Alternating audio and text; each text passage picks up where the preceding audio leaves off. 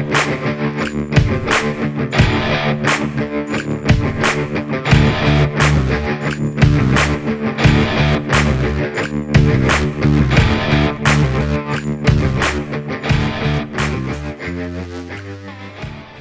afternoon and welcome back to Kirkstone. It's about a month since we had an overview of the small aloe section, which is basically the old Liliaceae. So the aloes, Haworthias, Gasterias, intergeneric hybrids between those two groups. And there's been quite a lot of work done on the collection since then. So I thought we'd have a sort of the second one of our panoramic overviews, and we'll have a look at maybe some of the new additions to the collection and also talk through some of the other changes that have occurred. Now the aloes don't normally live on this side of the greenhouse. This is a very bright side of the greenhouse, which is normally where the cacti are, but as regular followers of this series will know, I'm currently working on the greenhouse, and that means that I have to be moving plants around on a very regular basis just so that I can actually have somewhere to stand to work on replacing panes of glass. Now you may be able to hear in the background we have a very strong wind building up, so I don't have much time to make videos at present because I have to make the greenhouse as secure as possible for the winter. So the organisation so far is basically the larger plants in the larger pots, not surprisingly, are towards the back of this particular section of the greenhouse, and then moving forward to the smaller and indeed very small plants which are in the tiny pots. And there are some new arrivals here. So we've got some of the Japanese hybrids of a Haworthia. Now this is an absolutely unbelievable plant when it's mature, but this is just a very, very small one at this stage. This is a Haworthia cultivar called Shioki, which comes from a Haworthia breeder in Japan called Cactus Nishi, and they breed some unbelievable hybrids, some of which when they're established I hope to be able to show you soon. We've also got a hybrid times a hybrid. This is the Aloe hybrid from the Kelly Griffin collection. This is CV2 times by another Kelly Griffin hybrid called Christmas Carol. And you can see it's got those lovely typical Kelly Griffin spines on the side of the leaf and a lovely greyish, unusual colour, a greyish green epidermis with those pinkish pearly tubercles. Another plant that wasn't here last time is this little dwarf Haworthia cooperi. Now this is the variety called truncata. This is a shorter leaved variety, and as you can see it's one of the windowed series, which it would be, being cooperi, so similar to mucronata and those other ones which have those fenestrations, those lack of coloured cells in the tips of the leaves, because in the wild of course this plant would actually be buried right up to the tips of the leaves in the sand or the soil or wherever it is that it grows, so the sunlight can penetrate to the very heart of the plant without the plant drying out from the scorching winds of the Karoo. And we have another species aloe here, which wasn't here last time. This is one of my favourite plants. This is a very shiny leaved Aloe jocunda. Now it doesn't have any roughness to it in any way whatsoever. It has these lovely, almost khaki dark green leaves with occasional spots, and beautifully, beautifully, beautifully proportioned. It's a small plant which clusters quite freely. Another plant which wasn't here last time was this Gasteria. Now the number of Gasterias we have in the collection is growing very, very quickly. There's a number of reasons for that. People are taking a much greater interest in what was a neglected genus for a long, long time. Many people regarded them as ugly, and some Gasterias, to be frank, are quite ugly, but ugly is in fashion, and a lot of cacti that are very popular are not plants which you would call pretty in any way. So I'm thinking of some Astecium, Ariocarpus, even Leuchtenbergia. The really, really in vogue plants in the cactus world are the ones which are the most adapted to the most extreme xerophytic conditions, and this doesn't always make for pretty. Now this is a plant which was labelled as Gasteria lilliputana, but this has actually been subsumed into an overarching species concept called Gasteria bicolor. So this would be Gasteria bicolor variety or subspecies lilliputana. And we also have two plants here. I don't know why I got two plants the same. The supplier sent two plants, and there we go. One of them will be up for sale on the Kirkstone Botanica sales site very soon. But this is Haworthia rugosa variety pervidis. Quite a reptilian dark green to this plant. An attractive plant, but not as attractive in my opinion as this woolly subspecies of Haworthia venosa. Now this is a very, very lovely plant. The entire surface of the leaf is actually fenestrated, is actually windowed, and you can see the light, if I can get the angle right, actually penetrates right through to the undersurface of the leaf. Quite an amazing plant. And another new Haworthia which wasn't here last time is this Haworthia herbaceae. Another beautiful plant with heavily windows, and you can just see, if I get the light right here, the sunlight is actually shining right through the plant. Quite an amazing concept. And then we have another one of the newer Gasteraloes. This is a Galerasto called Wonder. It actually grows to be quite a large, strong growing plant. Now these Gasteraloes are very useful, especially for beginners, because they're very prone to making very, very strong, expansive roots. And that produces, of course, good strong plants. So as long as you don't overwater them, Gasteraloes and Gasterias generally will soon fill the pot with roots and produce lovely, lovely pinkish red flowers on a long arching raceme. Another plant which we have had for a while, but this is a smaller example of it, is the Aloe Haworthia, so Alworthia hybrid Black Gem. Now you can see it's already darkening nicely since it arrived, but in this sunny position the colours will become really quite exaggerated and very, very attractive and unusual smooth skinned hybrid. Then we have another one of our favourite plants. It was here last month, but this is a very, very chunky, strong leaved aloe called Aloe alfonsina. One of my real favourites. I've got another aloe hybrid here. This is Aloe Emerald. Again, it's got a lot of Jucunda in it, maybe some Somaliensis, and perhaps Rauhii as trigeneric parents. Then we've got Aloe Shark God, another Kelly Griffin aloe, and we're going to show you some more Kelly Griffin hybrids a little bit later. And I thought I tidied all this up because I'm trying to get all the agaves together on one side of the collection so I can see what I've got. But this is a dwarfed form of the agave called Victoria Reginae. Now as you can see, it's already freely clustering even at this small size. Beautiful lime green colour. And another new plant that we didn't have last time is this gorgeous member of the old Haworthia retusi section. This is Haworthia pygmaea. Quite a strangely named plant because there's nothing pygmy about it. It's really quite a large plant and grows much larger than this, with those magnificent cut off truncate leaves that transmit light right down to the very bottom of the plant when it's buried. Beautiful plant. And then we have this Gasteria, New York Gasteria hybrid called Silver Streak. Now you can see the leaves are liberally lined with variegation all down the length, and this is a very large cluster that came from one of my friends, a specialist collector of Sansevierias called Sans Al. And he's been collecting Gasterias from a New York hybridizer and breeder for many, many years, and sadly has had to sell off his collection to his loss and to my benefit. Then at the back we've got another couple of Gasteraloes which we featured last time. This is a new one, and we've also got another new plant here, Aloe zanzibarica.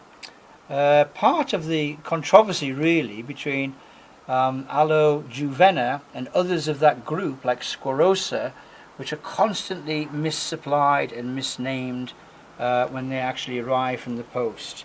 Then we've got another one of my favourites, the Gasteraloe, often referred to as an aloe hybrid, but it is a Gasteraloe called Cosmo. I absolutely love this plant. It's so strong and chunky and robust. And then we have the real Aloe Juvena. Okay, quite different really from Sclerosa. It looks like Sclerosa. It even looks a little bit like, if I can pan back, Zanzibarica. But they each have a different morphology, a different body shape. So a lot of these plants we have featured before. We have some new hybrids, not all from Kelly Griffin. We've got a Aloe hybrid called Silver Ridge. Now this again is clustering nicely, and it's that beautiful metallic silver grey colour that you only really see in the Liliaceae. There are some Gasterias that have that colour, some Haworthias. It's a most amazing plant that looks like it's been made out of spun metal. And then we have another one of those Gasteria hybrids. It's a real anatomical plant. It looks like a row of tongues on top of each other, carved from the corpses of unwilling victims. This is super speckled, and the base of the plant is actually an anatomical human pink. An amazing plant that looks like stacked up body parts. I love that plant.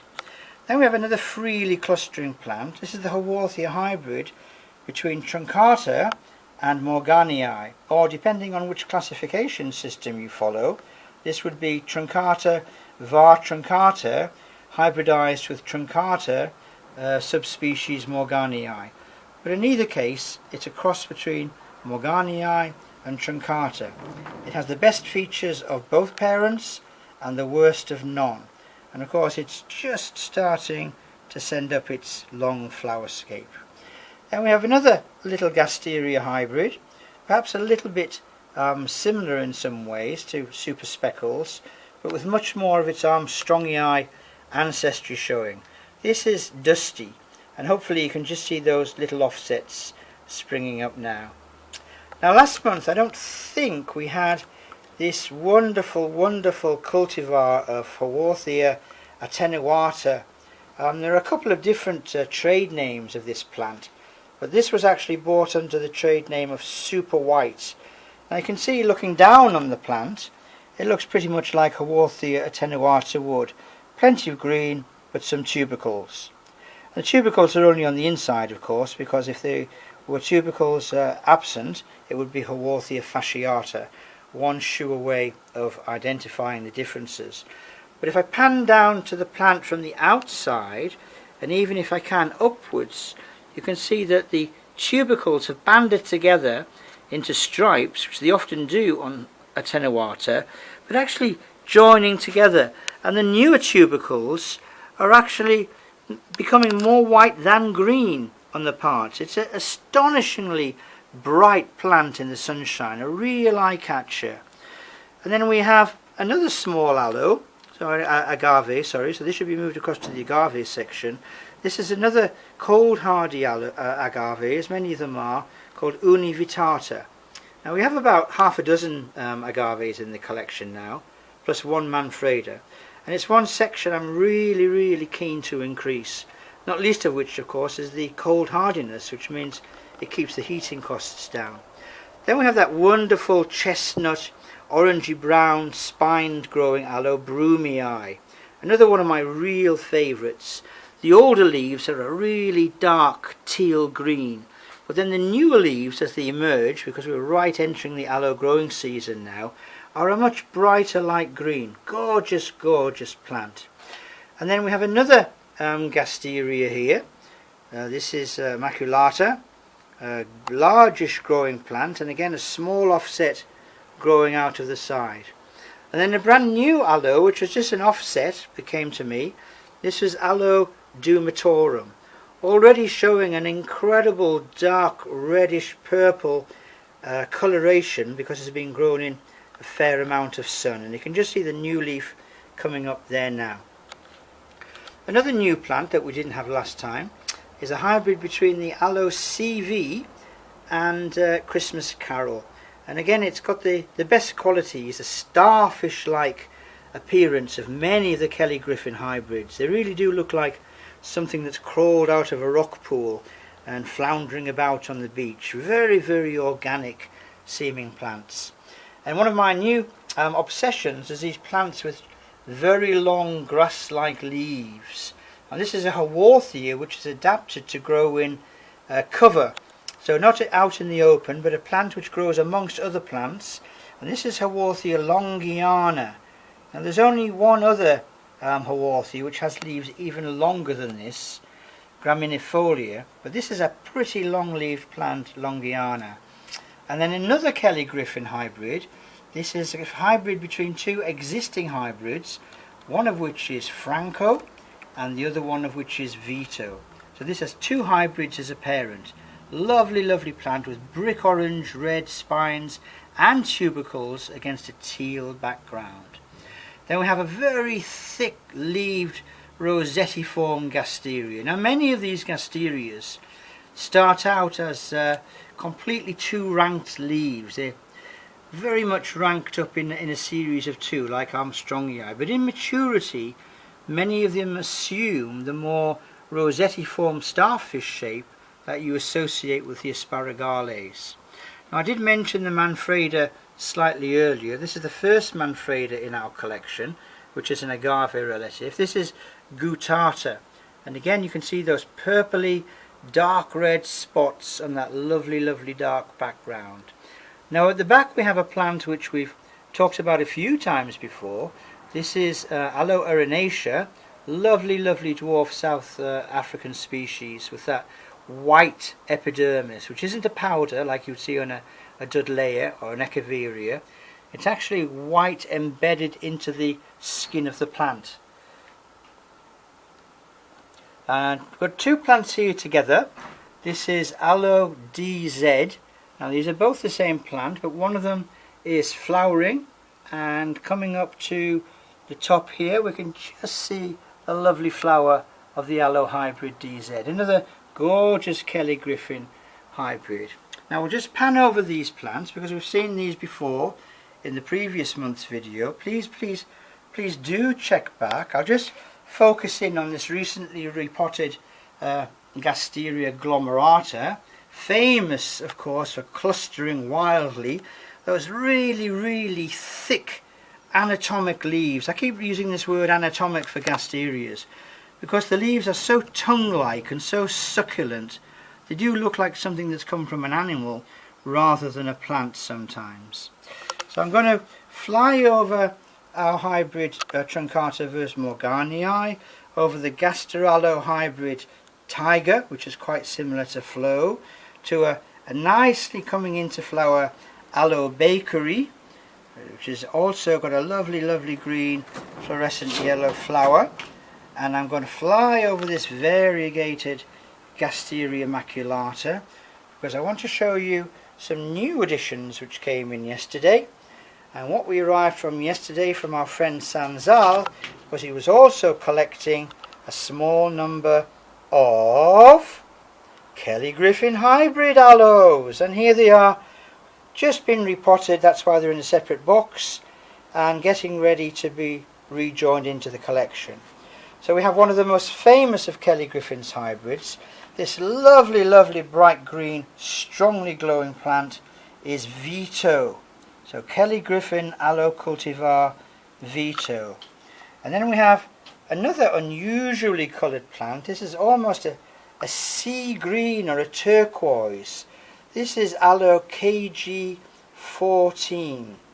Very, very, very unusual colour. I don't know how well it shows up on the camera, but it's quite unlike anything else. And then we have another very, very well known Kelly Griffin hybrid, which has been a parent in a couple of the plants I've already talked about today. This is Aloe Marco. Again, you can see some of the ancestry is evident. Nearly all of them have Rauhii as a parent or as a grandparent, so as F2 or F3 hybrids, and really, really lovely plants. They've got one colour spine, they've got a different colour spot. The older leaves are dark and the newer leaves are light. They've got every possible kind of contrast there. They're just gorgeous collector's plants. And one of the most nicely coloured of these plants is this well-known hybrid called Medium Well Done. Bit of a crazy name, but again very, very starfish-like. The spines actually curling over the leaves, just like a starfish clambering out of the sea to have a look around. And we have a small offset of another hybrid called Pink Blush, and 2 to go of the new Kelly Griffin hybrids. We have a very dark and sinister looking little plant. This is an aloe hybrid called Spider. Now you can see it's got Decoinsii parentage in there, and also Haworthia and Gasteria. It's a really almost black, sinister, sprawling little specimen, gorgeously different from all the others. And then I'm going to finish off with a plant which has got a couple of different names really. You might find this plant listed under the name of Vinny, and you might find it listed under Kelly Blue. So I'm going to close up very, very close so you can see the new leaves emerging. It's a 3-headed plant. I could have split it up if I wanted to into 3, but I'm going to keep them together to make a nice bowl-filling cluster.